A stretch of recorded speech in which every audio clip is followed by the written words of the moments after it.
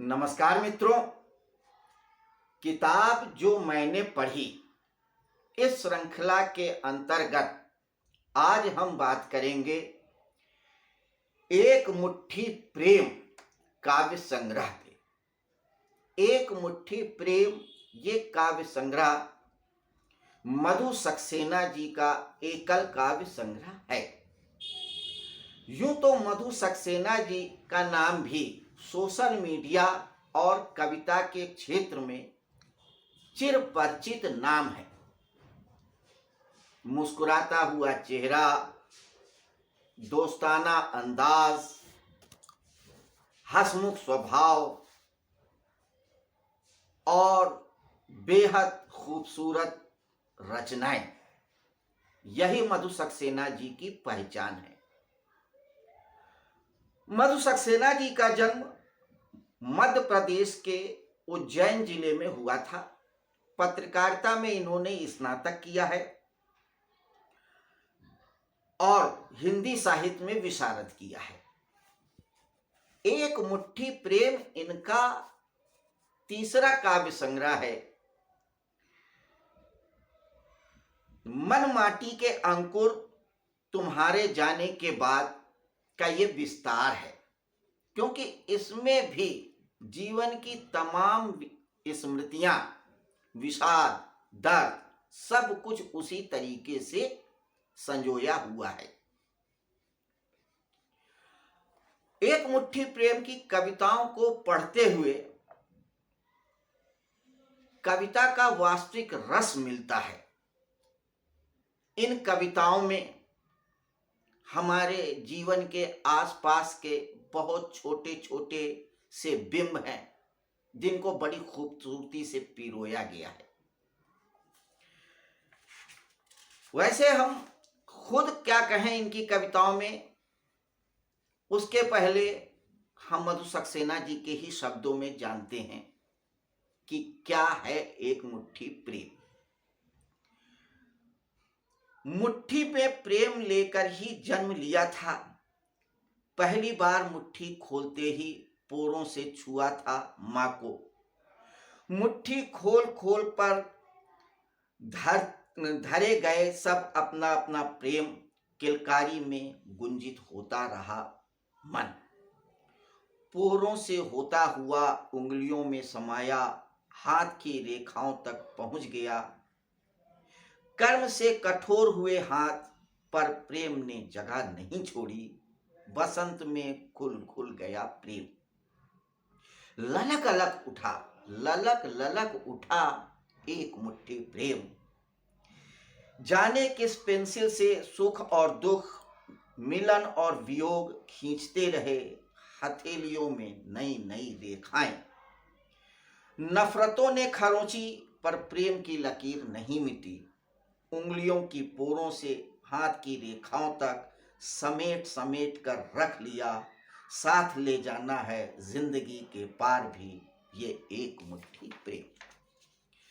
तो मित्रों, ये एक मुट्ठी प्रेम है जो 160 छोटी छोटी कविताओं में बांधने की कोशिश किया है मधु सक्सेना के शब्दों की मुट्ठी में।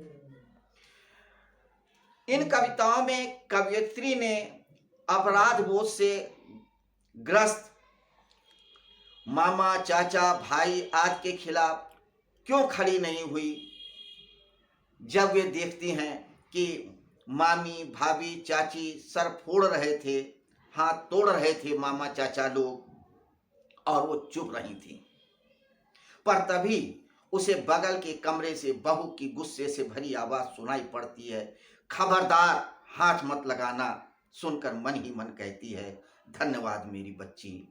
यह मार्मिक कविता जो यह बताती है कि कैसे भारतीय परिवारों में सकारात्मक परिवर्तन हो रहे हैं, स्त्रियां अपनी जगह बना रही हैं और उनमें आत्मविश्वास आया है। यूं तो कविताएं कवि के जीवन से अंकुरित होती हैं, उन्हें खाद पानी परिवेश देता है। जिस तरह आजकल की जीवन शैली है उसमें तमाम तरह की शारीरिक मानसिक जटिलताएं पैदा हो रही हैं, पर हिंदी कविताएं बीमारियों के ब्यौरे से बचती हैं। हिंदी की कविताओं में आप बीमारियां नहीं पाओगे, लेकिन मधु सक्सेना जी की कविताएं इससे अछूती नहीं है। उनकी कविताओं में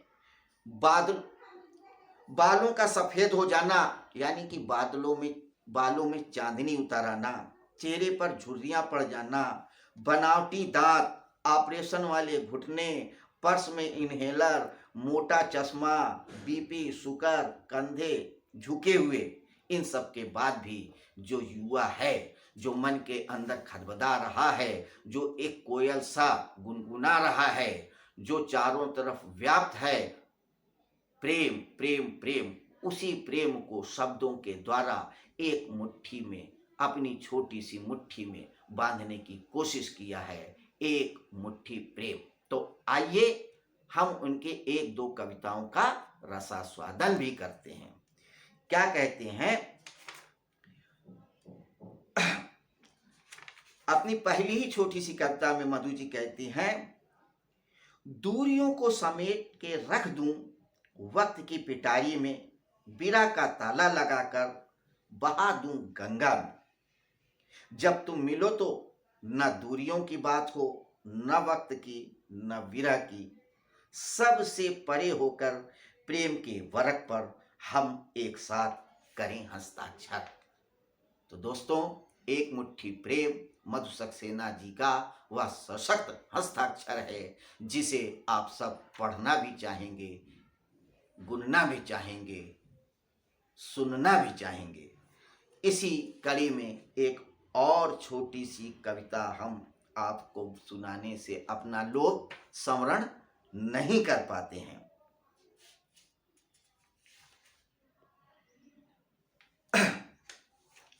जब वो लिखती हैं, प्रेम और जंगल, मन के न जाने किस जंगल में फलास फूला, मन के न जाने किस जंगल में फलास फूला, कि झड़ गई सब विषाद की पत्तियां, सुर्ख हो गए सपने, अलबेले से सभी रंग आ गए, फागुन से बतियाने, इन आंखों में गमक गया गुलाब, चंपा से गालों पर थिरक थिरक थिरक गया अमलतास, पांव पांव चली पुरवाई, लक्ष्मा की हंसी से गूंज उठा जंगल, लक्ष्मा की हंसी से गूंज उठा जंगल, प्रेम फिर खिलने लगा अपनी अमिट परिभाषा, आंचल की गांठ बन गया तो कभी जूड़े में लगा फूल, बांसुरी की धुन पर थिरकता हुआ हर साज और आवाज में सज गया, बदलेंगे मौसम पेड़ गीता का ज्ञान देते हुए,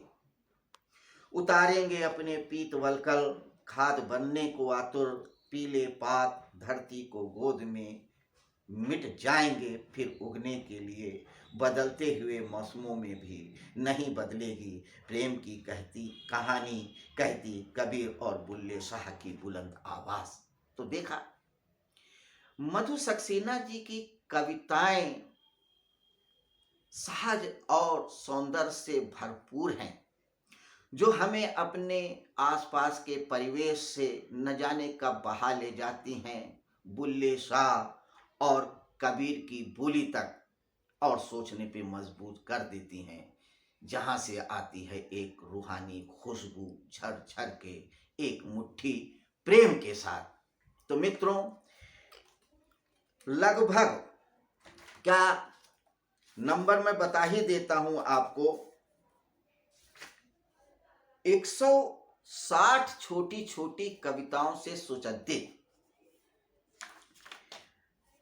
बोधि प्रकाशन से छपा ये एक मुट्ठी प्रेम जरूर पढ़ें। इस कविता संग्रह को जब भी आपको मौका मिले, जब भी आपको जिंदगी फुर्सत दे।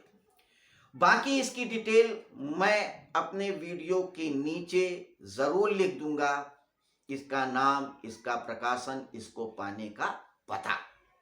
तो अगर आपको चाहिए होगा तो जरूर वहां पे संपर्क करके मंगाइए एक मुट्ठी प्रेम और खुद उस प्रेम का आनंद लीजिए। तो दोस्तों, ये थी एक मुट्ठी प्रेम पे एक छोटी सी वार्ता।